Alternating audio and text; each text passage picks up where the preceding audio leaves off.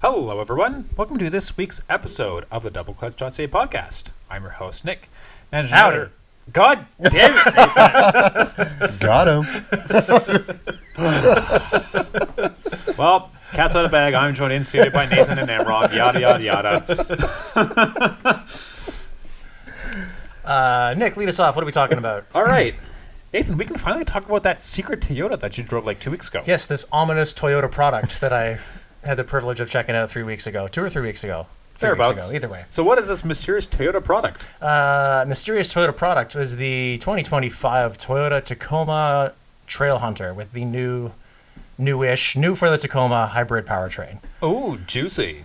It actually was pretty juicy. So the Trailhunter is their version of like, it's most akin to the GM Colorado and Canyon twins. Yep. Because the most off-roady varietal of those includes aftermarket accessories, semi-aftermarket, like they're OEM, they're like installed at the factory, not at the dealer level.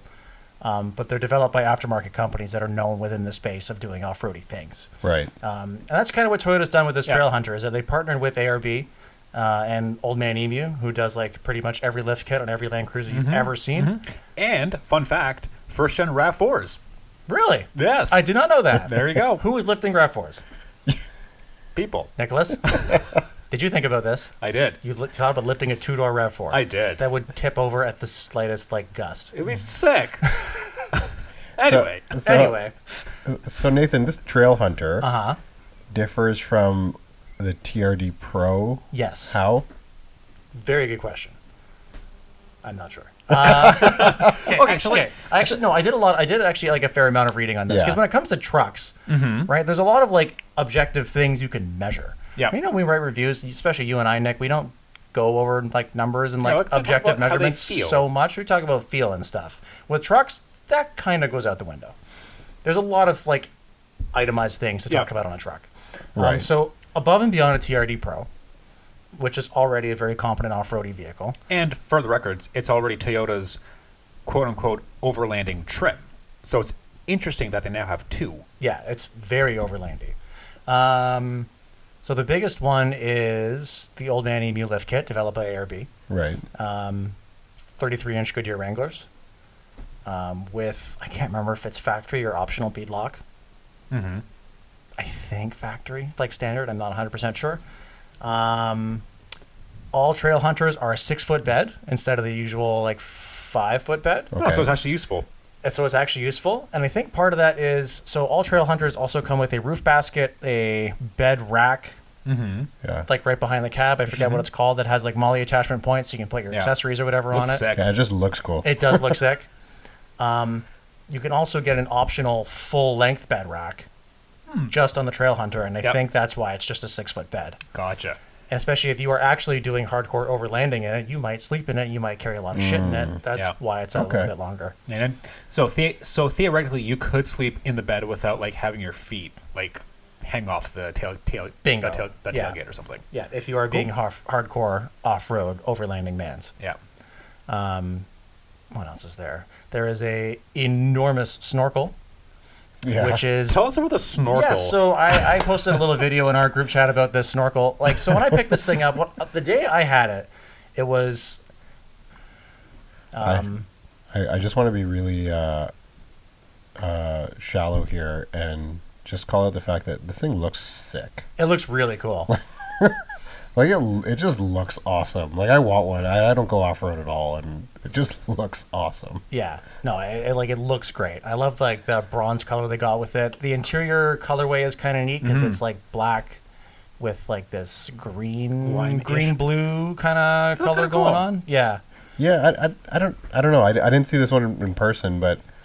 It looks cool, like it works. Yeah? Yeah, so it's, like, kind of like a bluey green with, like, almost like a granite kind of dashboard trim. Oh, okay. Lots of bronze accents, like even on the control arms and stuff. Like it's like they've peppered it all throughout the vehicle. It looks cool. Like they did a really good job getting it to look the part, because like we all know, most of these things aren't actually doing a lot of hardcore off-roading. They're for posing, and this thing poses very well. Not to say that it can't do anything. It took everything I threw at it in stride, but it looks super badass.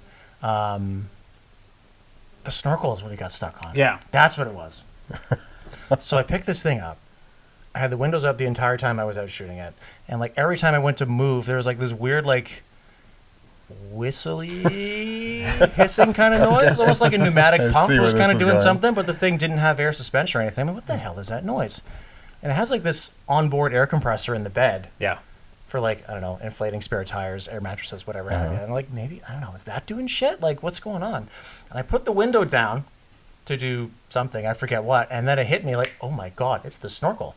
So the turbo on this thing, and it's the same 2.4 liter turbo engine bolted to the same iForce Max hybrid powertrain that we've seen in the Grand Highlander, which I think we all really like. Oh yeah, it's a fantastic powertrain. And it does the same thing here. It's great. Yep. The only difference is that it's breathing through this snorkel, which exits right by the upper part of the passenger window. And with the window open, it is unbelievably obnoxiously loud. Like, are we hearing like Fast and Furious turbo like noises? Super Fast and Furious here. Like, it's just a steady, constant like when you're on it. And as soon as you get off, it doesn't just do like wastegate noise. Yeah. It does like the wastegate shutter noise. Nice. That's awesome. Like every time. It's so fucking cool. That's great. And to get that out of all companies, Toyota, which like has a history for being like pretty staid, playing things pretty safe, and then they go and do this. Like, it's wacky, it's stupid, and I love it. that is awesome. I feel like we, and I'm a culprit here, like, we unfairly criticize Toyota on this, being boring, uncool, or whatever. But if you actually look at their lineup, it's like, this thing is friggin' awesome. They're making cool stuff now. Like, the new 4Runner is sick.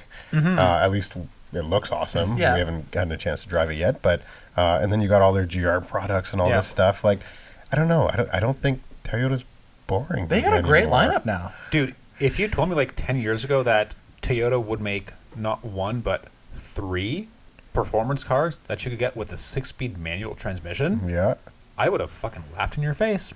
Yeah. Wait, 3? Yeah.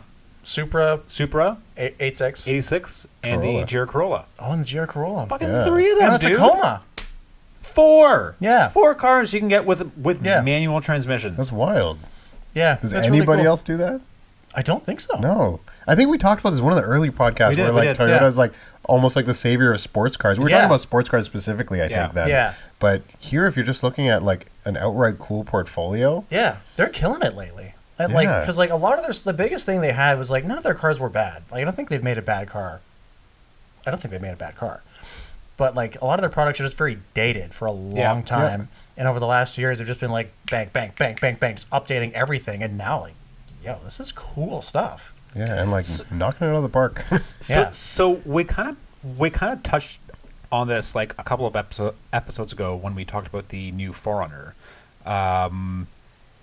Is the new Tacoma meaningfully upgraded over the existing one while also like retaining what made it special? Yes, so much. Yeah. So that was, I kind of couldn't talk about that. Yeah. Right when we were talking about the 4Runner. Now I can. Yeah. So yeah, kind of like the thing that sold so many Tacomas and 4Runners for so long is that they were new old products. Right. Right, and there was some novelty and charm from that. And like, what is Toyota going to do now that they're not old products? They are new, right? Yeah. So how do you update them while keeping that charm? They have succeeded. They are meaningfully updated. There's room for one. Yeah, right. Because they always had like a really high floor and a low ceiling, right? So like there's like right out of the gate, you're kind of compromised for room. That's been fixed. They're much quieter. It's vastly more efficient. Like I was doing 12, 13 liters per 100 in this truck with multiple skid plates and 33-inch tires and like all kinds of stuff to drag it down. Yeah. Roof racks, the big roof basket, The bed and thing. then also, like, not only is it more efficient, it has like almost twice as much torque as the outgoing V6. Yeah, so I was gonna say it's probably like torquey as heck, right? Yeah, the thing can move. Yeah. But it still feels like... But it still feels like a truck. Yeah. And it still feels like a Toyota truck. Like, they're not... Like, I had a very basic spec Tacoma 6-speed last year. This does not feel, like, terribly far removed from that. And I mean that in a good way. Yeah. Like, yeah, it's newer, it's better, it's nicer, it's slicker. But, like, the family resemblance is very clearly there. They've done a very good job keeping that just kind of DNA intact. Yeah, I think like any existing Tacoma 4Runner people are gonna like this thing, and like and not specifically the Trailhunter so much, but like every Tacoma, every 4Runner. Yeah, because I'm going to assume the 4Runner is going to be about the same as Tacoma. Because like it doesn't really lean into like take the new Ranger for instance. Like you still get like that very large portrait-oriented touchscreen, for instance. Yeah, but like the Tacoma inside still. The new Tacoma inside still has shit like physical climate controls. It's all very pragmatic. Proper right? volume knob and like actual actual switch gear. Yeah, like there's no gimmickry in it. Yeah, right. Like and looking at like I was comparing my photos. Like they don't look that different. Like it's meaningfully quite a bit better. It's a way better to use, and there's way more space, and there's way more storage. But like at like a quick glance. Yeah, they're very similar. Right, just with a bigger screen. Yeah, just with a bigger screen. And like a more angular, tough guy dashboard layout. That's lifted more or less out of the Tundra and just shrunk a bit. Mm-hmm. Yeah, I think like Toyota's got a home run with it. It's a really cool truck. Sorry, what's it worth? $83,000. Ooh. Mm-hmm. So like the GM twins, like with loaded up with like all their aftermarket-y things too, are like 82. Okay. The Chevy's 82, the GMC is 83. For the record, to our dear listeners, we do have the Canyon 84 and the Colorado ZR2 coming up within the next couple of weeks, and yes, Ethan is going to be driving one of them. So just want to put that out there. Yeah, because I'm truck guy now. Of course. And the other player in that space is the new Ranger Raptor.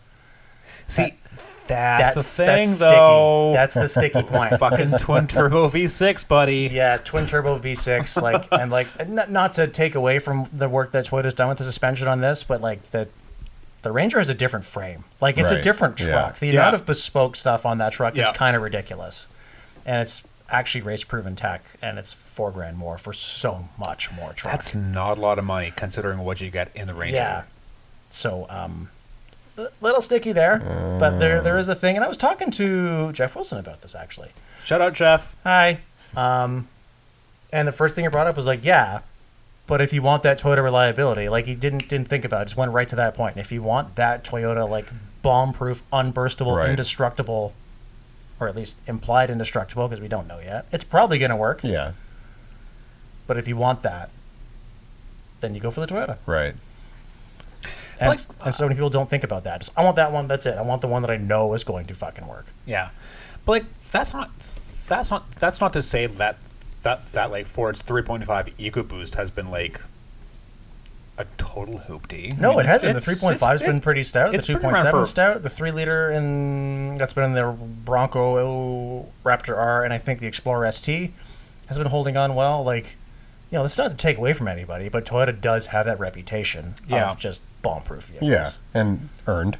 Yeah, they have earned it. Yeah. Interesting. Yeah, really cool truck. Very happy that Toyota gave us the opportunity to play with it because I really liked it and I thought it was fun.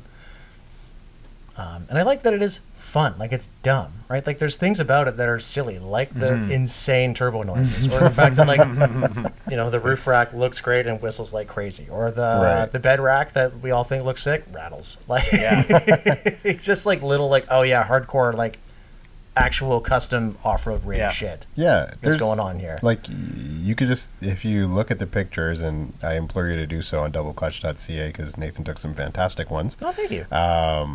It just like it oozes character. Yeah, it just looks badass. Like everything, badass. Everything about it is like it looks awesome. Yeah, and this is coming from a definite non-truck guy. So, yeah, really cool truck.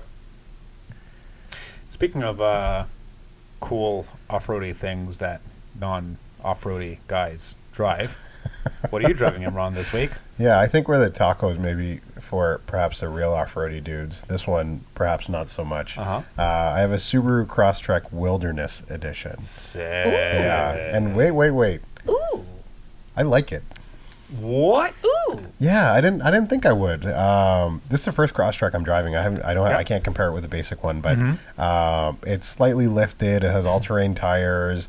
They've even played with the gearing a little bit to give it a little more low-end torque. That's what that was. Okay, because that felt noticeably better than the last one. Yeah. So like they actually did stuff. That's what I kind of like about Subaru's Wilderness lineup, and a lot of other car companies that are chasing this whole off-roady overland illusion kind of a thing. They just slap a slight lift onto their things, change out the tires for something maybe a little more aggressive looking, but not necessarily any bigger. Actually, they're just like the same size, just more off, all-terrain versus Michelin Primacies. Yeah, but like it seems like Toyota's still not Toyota. It seems like Subaru's like put in the effort to make their wilderness models, including the Crosstrek, seem like actually kind of meaningfully effective. Yeah. It's not meaningfully hardcore. more capable than their more plebeian models, but also like still pretty easy to live with day in, day out. Yeah, that's the thing. Like I don't like you're not losing anything with it. it. No, you're not. Yeah. Like I don't like you don't get the sense of like this is a legit off-roader. Yeah. Like that's not what you're thinking. But you're like, you know what? This is probably great in the winter. Or over some unfinished roads or what have you. It's probably fantastic. And on-road, even with those all-terrain tires, it's very well-mannered. It's great. Yeah. Like the extra couple inches and like longer travel shocks, like it rides really nice. And like it kind of like hides some of my like chassis foibles that I don't love about Subarus, and it just fixes them. I've always maintained that the Crosstrek is probably the best riding quote unquote subcompact crossover that you can buy, and this Wilderness is that, and also so much more compliant because of the cushier tires, because of the extra suspension travel. Yeah, it's kind of ridiculous how well this thing rides. Yeah, it's weird. It's weird. Like it's I know you said that when you said it's like the best. What was it? The best driving. Best riding for sure. Like not the best riding. Riding. But like the best riding for sure. Like normal car. Or yeah, whatever, right? And it's like so well. It throws out any pretension of handling. Yeah. There's just enough damper on it to control the body, and that's it. Yeah. Otherwise, it just sort of glides, and it's terrific because that's all most people want. But not in an unsafe way. No, like no. It doesn't feel like all over the place. And Nick and I, like on separate occasions, did a little. We'll call it a speed bump test to see what. Just playing with it, see what it does. And just soaked it up. Yeah, like it really did. Like I was shocked at how well it behaved over some of these like larger bumps and potholes. It soaks it all up. I'd say I think it looks cool. I know that it's a little mixed opinions in terms of all that. Is it gold? Is it gold? Yellowy gold? They call it copper, but that's gold. Yeah. Trim pieces that they have, but I think it's cool. I think it gives it character. I think it mostly works. The only thing I really take contention with, and I'll probably soften on this, but like the ends of the roof racks being gold, are kind of funny looking. Other than that, I'm here for it. Yeah. It depends on the color. It depends on the paint color, because like it kind of works with our testers. So ours is like dark blue. Ours is geezer blue. Which the whole Subaru blue and gold thing with their rally cars, whatever. It kind of works in that regard, but like I can see it clashing with other colors. But I don't know. To me, it kind of works well with the blue paint. Yeah, I like it. I like the fact that there's like a giant Subaru like etched into the black plastic bumper in the back, like, and then when you get in, there's Subaru Wilderness on the headrests, and there's like it looks kind of special and different. It does, and the thing is like I was shocked at the lengths that they went outside of some of this, mechanical stuff and the tire changes and the suspension. But even the interior, like matching stitching, the rings around the the rings around the gauges are nice. Like a bunch of little touches where they just injected like a bit of personality into it in a segment that I feel like has almost none. Exactly. I've knocked the lack of cohesiveness in the lesser trim Crosstreks. Yeah. Like last year, we had the limited and the sport, and this still has that problem, but it's kind of more forgivable. A little bit, probably because of that extra sense of character that you don't get in other NPC mobiles. Yeah, this just adds more different materials. Like you have the gold, and now like the seats. The seats are wild. What are they called? Like it's like this weird semi-synthetic, almost like a wetsuit. Like this semi. I'm fairly certain it's the same sort of like. So remember the Outback Onyx we had like a few weeks ago? Not in the country for that. That's true. Okay, so a few weeks ago, Rush had the Outback Onyx. Yep. And it also had that same sort of like hexagonal pattern thing, yeah. But it didn't have the hexagonal patterns. Okay. So it does feel a little more special even inside too. Yeah, I think so. And I think the kind of cohesiveness comes from, again, maybe that copper, I guess that's what they call it, the copper trim tying things together a little bit. I think if it was actually copper, I'd like it a lot more. Yeah, it is very goldy it's gold. yellow. It's just like gold. Yellow gold. Yeah, like it's... but I don't know. I think it works. I think it's we were talking about it as an NPC mobile, but I think it's like on the cusp. It has just enough character to. Yeah, it kind of reminds me of like older Subarus in that you could theoretically treat them as a daily driver or as an NPC mobile, whatever, but still have a little more character than the rest. Yeah, and I feel like the Crosstrek Wilderness does have a little more character than the rest. And like not only does it have character, and it's got lots, like it's a quirky, cute looking thing that's got like kind of like some tough off-roady sort of chops to it without going overboard and looking dumb. Yeah. For the most part, I'm still not sold on the refract. But like, it's easy to drive. It's not bad on gas. There's tons of cargo and legroom and stuff. Yeah, there is. Yeah. The infotainment. I have mixed feelings about it. Yeah, I'm not a fan, but okay, I'm a general fan, I would say, because it is easy to use, easy to figure out. Like they've got shortcuts in the right places. Like ergonomically, it makes a lot of sense. Yeah. And they also have like the right physical switchgear too. Yeah. Like say what you will about the lack of like physical buttons and knobs, whatever, for like fan speed settings and whatnot. But like at least temperature, volume, and you volume, got that. Yeah. At least those are like actual physical controls. Yeah, and you got like that bar in the bottom for fixed shortcuts. So I'm into that. I just don't like how slow it is to respond to things. It is very slow. And like I think especially when you start it up. Yeah, I think that's unique to the Crosstrek. It might be like on an older version of the hardware. Maybe I'm speculating. I don't know this because I feel like in other Subarus we played with recently, it's not been this bad. So I don't remember it being as bad on the WRX that I had. Yeah. I don't remember that sort of lag, so I think you could be right. I'm just not a fan of that.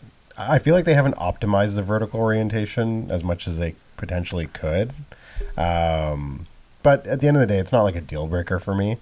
The thing, like we said, how well it rides. Like even there's enough power, and perhaps it has something to do with that gearing. I was surprised because I was expecting it to kind of feel like a dog. Yeah, but it felt okay. It didn't. Right? It doesn't. Yeah. The CVT does its CVT thing, which is good enough. Yeah, it seems, and yet it seems less recalcitrant than normal. It's not that bad compared to like what CVTs used to be and what CVT. Well, like especially like Subaru CVTs in particular, like they've been, and I kind of respect them for this. Like most companies will try to hide their use of a CVT with like fake gears and fake shifts. Subaru does not care. Yeah. When you put your floor down, it just goes to 5 grand and stays there. Like, it just sounds like a motorboat taking off. Yep. Super unsexy, but like, okay, whatever. This is peak power and peak efficiency. This is what you wanted, right? Yep. Like, I kind of get where they're coming from, but it is a double-edged sword because it's very unsexy. And it is kind of dim-witted to respond sometimes. And sometimes it'll give you shifts. Sometimes it won't. It'll just do the motorboat thing. Yeah, so that I've noticed. I will say that it's also connected to an engine that's a little unrefined compared to some other 4-cylinders out there. Yeah, but I think it suits this application. It does, but because like the Crosstrek, especially the Wilderness, is supposed to be a little bit like rough and tumble, a little rough around the edges. You could forgive it because of it. Yeah, that's the thing. So it kind of works here. Yeah, I've also maintained that Subaru's 4-cylinders. Like, even compared to like other 4-cylinders out there, in terms of like the noise they make, especially with CVTs, it's not that worse compared to what else you get out there. Yeah, I think maybe that's just me. I mean, selling it. Fair. No, I kind of agree noise-wise. I just think it's like there's a little bit of added vibrations compared to some other four-cylinders. Yeah. So that in that sense, it feels a little more unrefined. However, I will say that like it's only when you're flooring it. If you're driving it like a regular human. human. A Crosstrek. Yeah, exactly. I mean, testing purposes. Yeah. Aside from us. For science. Yeah. But yeah, if you're a typical Crosstrek owner, prospect, buyer, it's probably not going to be something that bothers you. Probably not. Yeah. Yeah. That's the thing. Like I think this will do like a very good job capturing Subaru people, like existing Subaru people. Yeah. And like I know like off the top of my head 2 guys who bought first gen Crosstreks and lifted them and put bigger tires on them while they were still under warranty. Holy shit. It's like what Subaru did now. Exactly. They're like, yo, let's just do that and sell it to them like Toyota was doing with the Tacoma, right? Like, let's just do this and sell it to them instead. Let's make that money. Yeah. Yeah. Yeah. And it works. It works and it drives well and they've integrated it very well. And I will say that Subaru, like, and I pointed this in the when I had the Subaru Ascent. Yeah. Whereas the Ascent excluded, Subaru somehow builds a following for these vehicles. Like the Crosstrek has a following, and it hasn't been around that long. Because it's a good vehicle. Like in this space of subcompact crossovers, which is like I think all of our least favorite category of car. I don't think it's a far reach to say like the Subaru has the most character, the most distinct personality. Yeah. The most kind of charm and like enough practicality behind it to back all that up and justify it. I'd even argue the best road manners too, considering how fucking comfortable it is. Yeah. Yeah, like, we're not embellishing. Like it really is. It rides so well. I can't believe it. Yeah. So hey, good play, Subaru. Yeah, like I think they done good with it. Like I think the Crosstrek already was like a pretty good vehicle in this space, and I like that it was the least pretending to be an SUV. It's just a hatch on like some little stilts, and it kind of works. Yeah. Yeah. For Subaru specifically, and I will get more into that shortly. Yeah. And then this Wilderness package just kind of like gives it a little extra spice and some like actual functionality behind it to make it stand out, and I like it for that. It's also not that much pricier than like the top spec limited. Well, the previous top spec limited. So like the So how much is this thing? So the Wilderness. It's around 41. I actually 41 with destination on MSRP alone. It's just north of 37. Oh, which is like roughly $2,000 more than the limited. Okay, that's not bad. Considering what you get, like all-terrain tires alone will probably run you at least about $2,000. Yeah. Refresh my memory. Is this on different wheels too? It is. Yeah. Okay. Different wheels, different tires. So wheels, kit. tires, and a lift, and some cool trim stuff. Like that alone is like worth. And gearing. Don't remember that. Yeah. It made a difference. There's value there. What kind of fuel economy are you seeing in this thing? I haven't driven it for long enough. Nick pointed out that I was like at 30 kilometers at this point. So yeah, dude, you just like just got it. Okay, yeah, exactly. So I can't comment on that yet. Okay, so that would be something. Maybe the only sticky point against it, because like the boxer engines, as much as I like them, are kind of known for not being the most efficient, and then it's on bigger tires and shorter gearing to compensate for it. Like it's got to come from somewhere. Yeah. So that might be a sticky point. We'll have to. Sure, but I don't know if someone's going to that Wilderness model, like obviously fuel economy matters. It matters for all of us. We've seen gas prices, but like, maybe not the biggest issue. Yeah, but like if you're okay, so let's do this. We were talking about this off mic. So if you're someone like my mom, who is actively shopping for a new vehicle, right, and has only ever had Fords, and doesn't like the Escape. And I've now encouraged her, hey, maybe start looking outside of the blue oval. Maybe for the kind of vehicle you're looking for, look outside of the blue oval, because you're not going to find a Maverick, and Rangers don't get here for a while yet. Like I feel like the Crosstrek could make a lot of sense at possibly capturing an outside customer as well. Yeah. Geez, that sounds an awful lot like my dad, who's a dyed-in-the-wool Subaru guy ever since he got his first Legacy back in 2005. Ironically, also a blue oval. Yes, absolutely. That's what it is. I didn't rehearse that. That's actually a thing I just came up with. I'm that clever. So yeah, I think the Crosstrek actually would be Crosstrek or Forester would be a half decent choice. Okay. Yeah, the Crosstrek's my default choice. And she's looking in and about that range. Call it 40-ish. Yeah. My second choice, conveniently, is your press car this week, Nathan, which is the Mazda CX-30. Which is great. Which is pretty good. Yeah. We all like Mazdas here. Yeah. You had the turbo version. I did, and that's where the grade's coming from. Yeah. I have the non-turbo version, and it's pretty good. Yeah. It's not great. That's probably more accurate. It's pretty good. Yeah. I like it. Okay. On a separate little tangent, I think none of us here particularly like small SUVs. You could say that. We definitely do have our preferences. And Small SUVs are not them. Bingo. And I have voiced on air on multiple occasions that sometimes I struggle to understand why they exist. Mm-hmm. It is just a regular little car on stilts with body cladding. It has no functional benefit. It is just less efficient in exchange for being 3 inches further off the ground.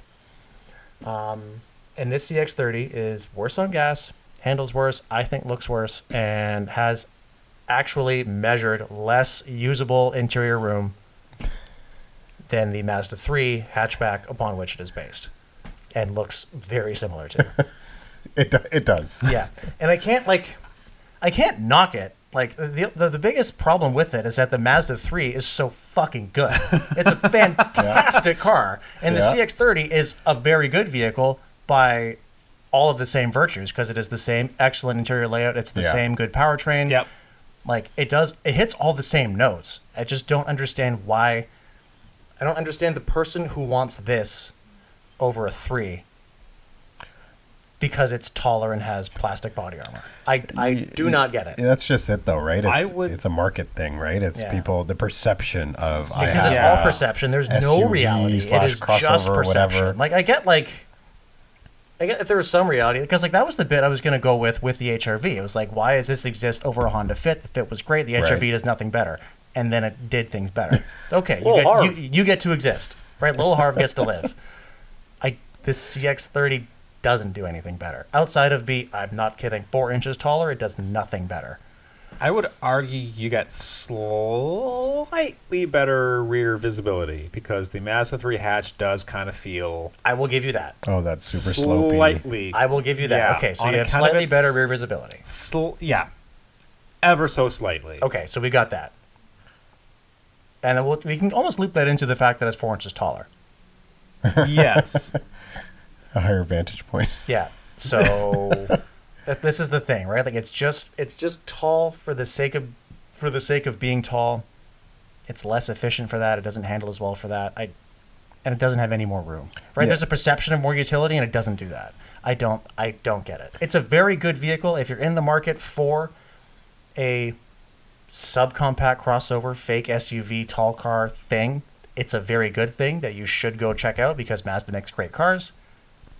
I personally, on a nerdy car guy level, struggle with it. Yeah, I get where you're coming from because, I think it's the segment in general for one, but Mazda especially, from a design perspective, it's like you said, it barely looks any different than the Mazda 3 hatch. Yeah, it just has plastic wheel arches. Yeah, exactly. So whereas some other manufacturers go with a slightly different design, and you're kind of okay, it's at least visually different. Yeah. This thing, it from afar, if you didn't have perspective of height, you couldn't guess whether it was a CX-30 or a Mazda 3. Yeah, and it's not a bad thing. It's a good vehicle. They're selling 1 billion of them. Yeah. But I think so much of it, and Nick, you and I were talking about this off mic earlier. I was having, I want to say an argument, a debate with a friend of mine who lives downtown, was thinking about getting a small car. Couldn't decide between a car or a little SUV. Okay. and I said, like, well, I like Honda, Mazda, Volkswagen. And like within the Mazda lineup, I'm like, yeah, I actually love the 3. The 3 is a fantastic car. I think it'd be perfect. So like, is that the one that's the hatch? Like, yeah. Like, I don't know that I want a hatch. Oh, I've heard that from so many people. I could do the sedan. I don't know if I want to pick between the sedan or the SUV.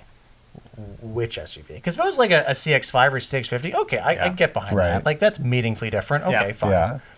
But it's a CX-30 versus a Mazda 3. Versus a Mazda 3. Like, oh, God. But I don't want the hatch. I want the SUV. But like, but they're the same. What you all did, but it's just that perception of not wanting to be seen in a hatchback. I don't want a hatchback. A hatchback is a crappy little economy car penalty box. I want a fancy SUV. Right. Even if they're the same. Yeah.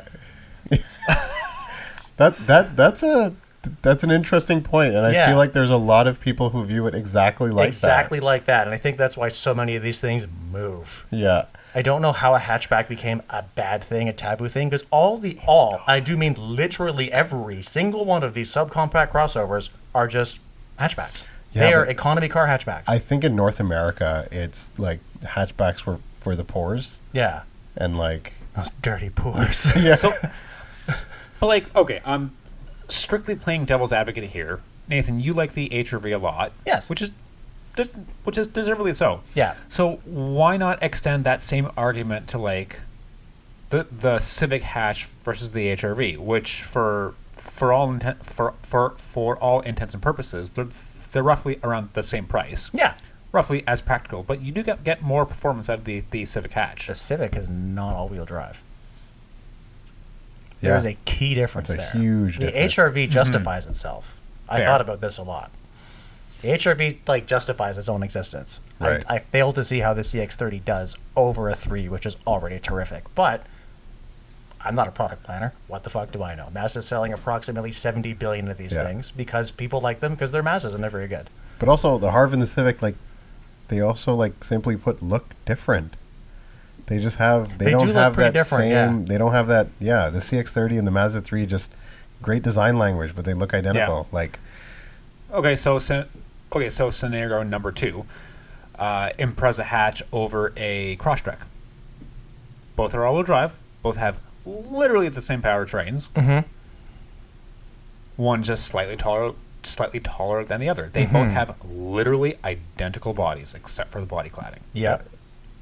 And the Crosstrek came first, and they decided, let's make a car out of it.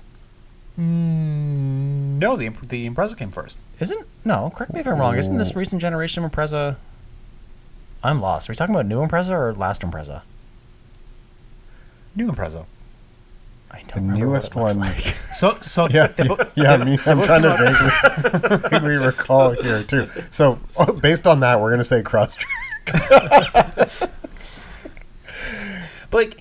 But no, you can make the same argument here because the Impreza and the Crosstrek, they both have the same engine. Uh-huh. They both have same the powertrain. This is fine. Everyone 2.5 uses the same powertrain. This is fine. Yeah, they're both all-wheel drive. Yeah. Why not tell someone who wants a Crosstrek to just buy the Impreza? Because Imran is showing me a photo of an Impreza and it looks a little different. I think. I honestly don't know. No, honestly, I think it does fall into that same camp. Like, one shouldn't exist. Yeah. Like, one shouldn't exist. Like, one shouldn't exist, but they both sell to different people. Okay, all right. So to Nick's point, like, they both sell to different people. Yeah. Here's where I'm kind of coming from, and I know I'm playing devil's advocate here, but like, the Crosstrek actually does offer a little more capability over the standard Impreza. Mm-hmm. What more capability or performance does the CX-30 offer over the Mazda 3? I mean, I did take it into a cornfield last night to shoot it. So those extra few inches of ground clearance, like, they don't not help, but like... Yeah. Okay, you got me. Cornfields, that's the answer. Cornfields. You gotta watch out for those cornfields. They'll leap out at you. Yeah. But I think we know this. At the end of the day, it's the perception of... Yeah. I'm just like those big SUVs. People want to be higher off the ground for some fucking reason. It's the perception more than the reality. I think that's what sticks with me. Because like we all know that like a 3 on snow tires will be just as effective. Oh, totally. In like in a bad snowstorm as a CX-30. Or for the sake of our argument, a Civic a front wheel drive Civic with snow tires versus an HRV with all seasons. No, sure, but that's a slightly different apples and oranges kind of things. But like we all know like but we all know like it'll be fine for like 99% of the situations these vehicles will encounter. They will both be fine. No one is actually going to use the added capability of these alleged off-road vehicles. But that's the thing with the CX-30 and the Mazda 3 is you can get the Mazda 3 with all-wheel drive. Yeah. Right? So there's like, back to Nathan's point, like there's less and less of a difference between those two specific vehicles. Would it blow your mind that at some point you get a front-wheel drive CX-30? Yeah. Right? But like I feel like especially maybe I'm taking this a little for granted being like city boy. We're all city boys. Yeah. But even then, like, okay, so you're not a city boy. You're 3 hours out of town where you actually get snow. Like, the extra 3 inches of a CX-30 is not going to help you. Like, if you need a 4x4 for 4x4 things, you get a truck. Mm-hmm. Yeah. Again, back to it. I'm just like those big SUVs. That's the thing. It's just the perception, right? Yeah. I can do everything they can do. Yeah. I think that's it. It is all just perception, and I struggle with that. Yeah, so public service announcement, start to love hatches again, because they're the answer. But, like, that's not to say there's not anything to like about the CX-30. It does feel appreciably nice inside. Yeah. Our testers like it's finished in a nice like kind of a primer-ish white on a red color combo, which does look cool color. Quite fetching. It's called ceramic white. Oh, is it? Okay, that makes sense. It does cool stuff in the light. It's actually a nice color. I'm not into it. It looks good. I don't know. It's kind of like a silver dipped in white. Like or white dipped in silver. It's got a cool like shimmery quality to it. Yeah. Mazda doesn't miss on paint. Yeah. There's just not enough of it. But like they don't miss on the shades. You got some rock chips already? Buddy. Holy shit, my Miata's looking rough. No, Mazda gets a lot right. Like we were talking about, as much as we were praising the Crosstrek, like when we were talking about when we were in the Mazda, instantly from the interior you feel like, you know, if you took their labels off, you'd feel like I'm in a premium vehicle versus the Crosstrek. Fancier. It's nice. Like, okay, I got into this CX-30 yesterday. Thank you for getting the keys for me in the afternoon. No problem. And like got in. Ooh. Like instantly that audible reaction of ooh, like it's just nice in here. Mm-hmm. Mazda's very good at that. Mm-hmm. Yeah. And I think that's why, like in this segment, if you're looking for something in this segment, go check one out. They're very good. Oh, I agree. I would advise dropping the extra $2,400 on a turbocharged car. Yes. Because that really wakes it up and then sells it, in my eyes. Oh, totally. Is that the price difference? $2,400. That's it. So mine is a GT, so it's the nicest one without a turbo. Yeah. And then the turbo GT is exactly the same. Like you don't get anything else. Yeah. You just get the turbo. Yeah. And it's $2,400 more. Oh, I was talking to Nick about this, and I know we don't have the turbo one right now, but which you had, mind you. Yeah, which I did have, and like I really enjoyed it. Like I thought it was very close to becoming a hot hatch. Mm-hmm. It's like Mazda's just like teasing us because it's like it's very good. Just add 10-15% more and call it a Mazda speed and just stiffen it a bit. It'll work. Hey, I had a Mazda 3 hatch with the turbo. It's a pretty hot hatch. Oh my god, it's like you should buy the Mazda 3 hatch anyway. Oh my god, it's like they're the same. Oh. Yeah. Just lower it a bit and it's really good. There you go. Yeah. Yeah. Oh, we like our Mazdas. We do like our Mazdas around here. I feel like that the CX-30 with its style, because like it is a good looking thing. Yeah. With its style, with its like really nice interior design, and with the flowy lines they use, and with the ergonomics they use, with like kind of an iDrive-esque kind of thing, with the widescreen, and then like this one's got the newer screen, which is so much better. Yeah. And the rotary physical control instead of leaning over to touch the screen. I love this interface. I think everyone should do it because it works so well. Yeah. And still a lot of hard control, like a lot of physical controls. And it's got like a lot of physical controls, especially with the turbo powertrain. Yeah. Like it actually drives and performs like a pretty premium little hatch. Yeah. Speaking of, Nicholas, tell us about what you're driving this week. If you could call it a hatch, we also have the 2024 BMW X1 M35i in the garage this week. I really, really, really want to like it. Not sure if I'm ready to drop almost well, more than 70 grand on it. Okay. Yeah. It's not cheap, dude. Yeah. No, it's not. Yeah, it's a wild price point. It's a tall fucking ask. Yeah, for something that is almost the same size as the ZX30. It's like, okay, it's got more room. It's got more room. Yeah. Like, it's the same footprint, I think, just has like more verticality. It's roomier. You do get a bit more headroom in it. Quite a bit more. Like, quite a bit. Actually, like, check this out. Because I put the seat all the way down in every press car I have. Yeah. And, like, there is a chasm between the top of my head and the roof of that car. Oh, yeah. It's actually nutty. Yeah. So this one's the M35i. So you get the same... You basically have the same running gear as the Mini Countryman John Cooper Works. So 2-liter turbo 4 pushing more than 300 horsepower, 7-speed dual clutch automatic. Nathan, the BMW apologist, will argue it's not a real BMW because it does not have a B58 or a ZF8. Yeah, but it has also many M badges. It has so many M badges, which is my least favorite part of any BMW. You will note that my personal BMW has none. This is very true. But like, I really want to like it. It's just really expensive for what you get. I'm in the exact opposite camp of you. Really? I do like it, and I know that I shouldn't. Okay, so I guess I'm a tiebreaker here, but I also really like it. I feel like it's very, like, it feels juvenile. It feels boisterous. It feels like because it's a Mini underneath. There's like yeah, and you know what? When I was driving it, I kind of got that feeling. It doesn't not work against it. I mean, it does feel playful. It feels fun.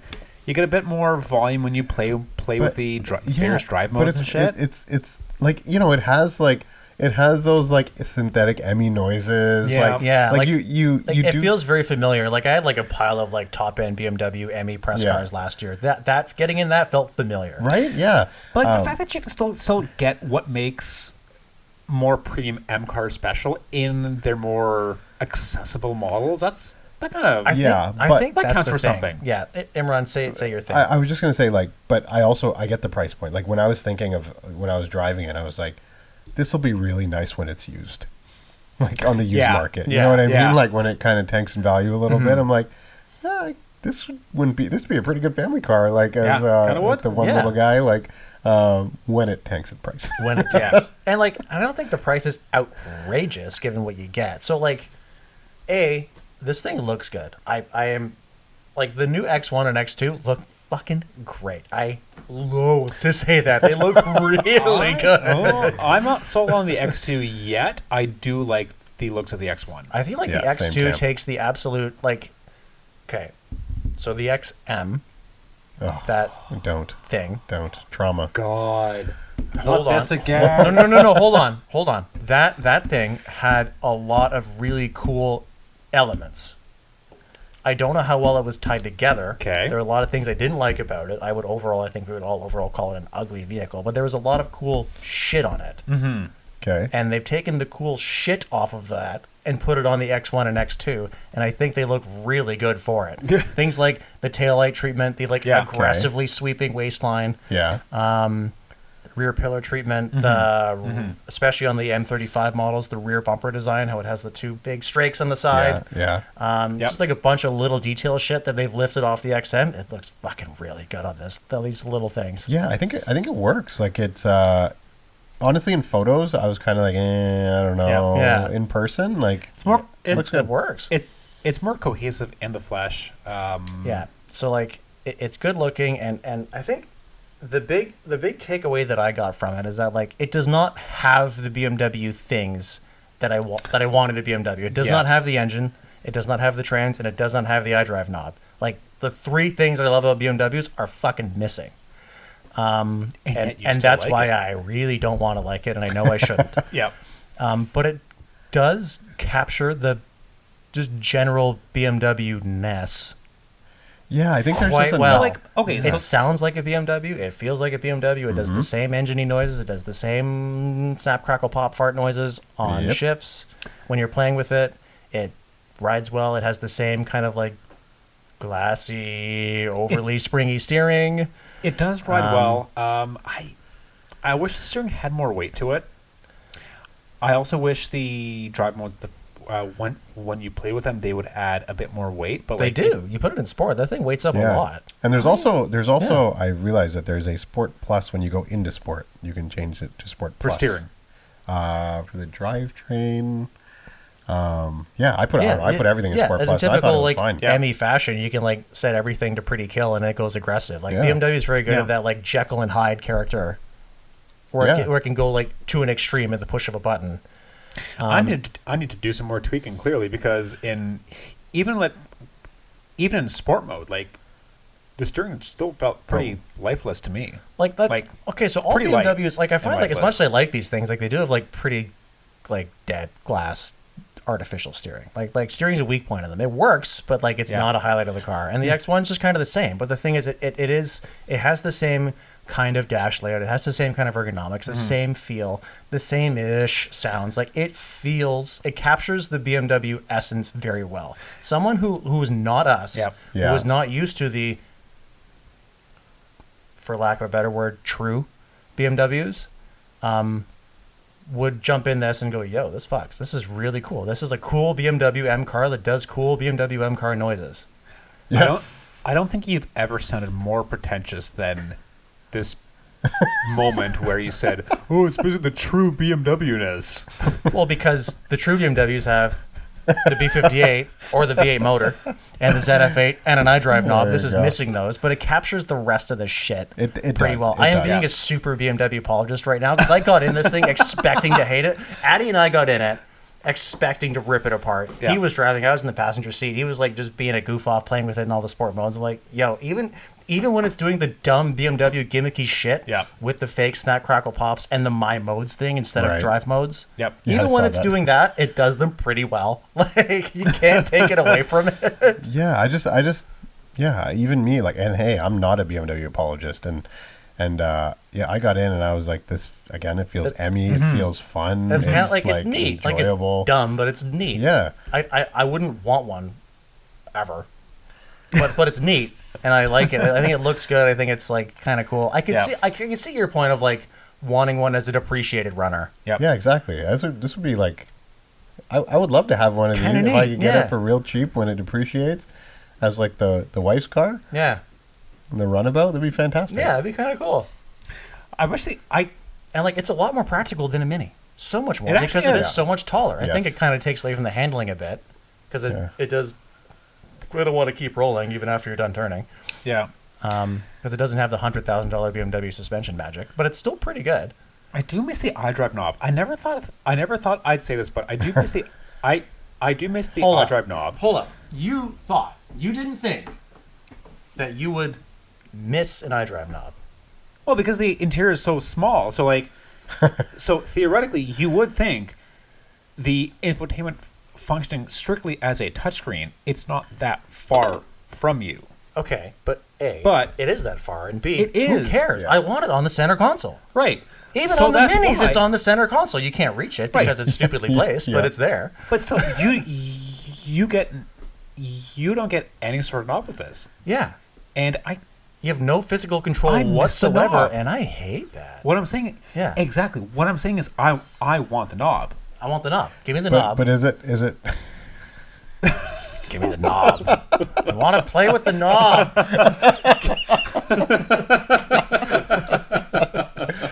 They're looking at each other directly in the eyes.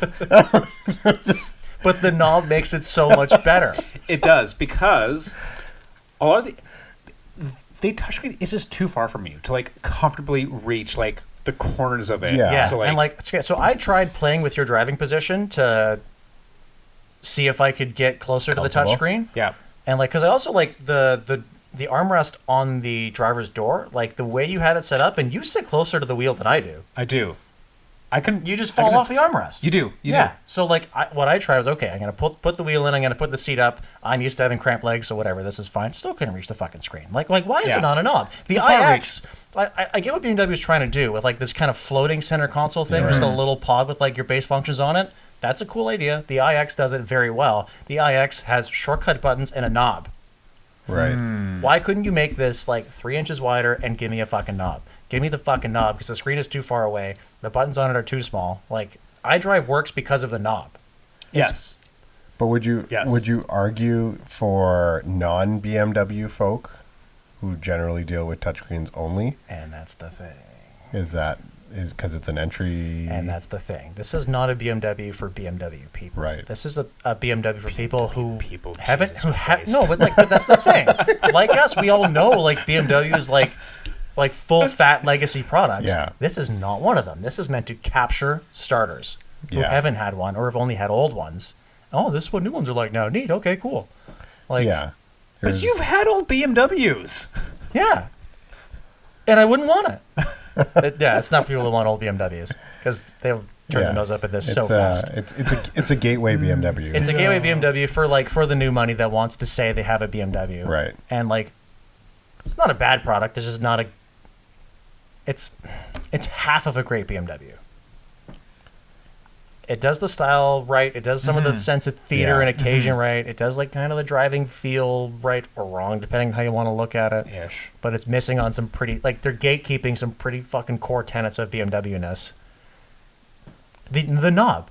The knob, the big, I understand. No, like, I understand, like, okay. On this week's episode, Nathan we talk about obsesses over knobs. knobs. Like, I don't 100% understand why the ZF8's not here.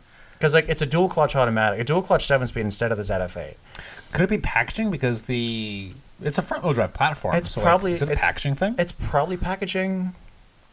Yeah, well, it might be an efficiency thing because the dual clutch is Countryman, right? Like, yeah, it probably is an efficiency thing because dual clutches are marginally more efficient. Yeah. Okay. I get why the P58's not here. That makes sense to me. Right. You don't gotta sell that to me. But like, a knob would have cost you what, another $40 a car? Like, fuck off. and it would have maintained that like that brand cohesive experience. Yeah. Right? That Honda does, that Mazda does, that Volvo does, that BMW usually does, except on the X1 and 2. Because why? Because the starter car? Because fuck you? Like, I don't know. I don't get it. Give me the knob. Title of the podcast. Nathan wants his knobs. And knobs is as good of a place as any to end off this week's episode. Thank you all for tuning in. If you wish to follow us on our automotive misadventures, you can do so at doubleclutch.ca on socials. Nathan, Imran, thanks for joining, fellas. See you next week. Later. See you next week. Thanks for listening, Nathan's Mom. Bye.